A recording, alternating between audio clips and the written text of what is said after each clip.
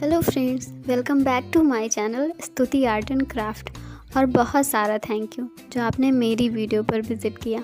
और अब आ गए हो तो वीडियो पूरी देख कर ही जाना और कमेंट्स में मुझे ज़रूर बताना कि आपको मेरी ड्राइंग कैसी लगी। अगर आपको मेरी ड्राइंग थोड़ी भी पसंद आए तो प्लीज़ मेरे वीडियो को लाइक करना। अगर आप मेरे चैनल पे नए हैं तो चैनल को सब्सक्राइब करना। तो चलिए मिलते हैं वीडियो के लास्ट में।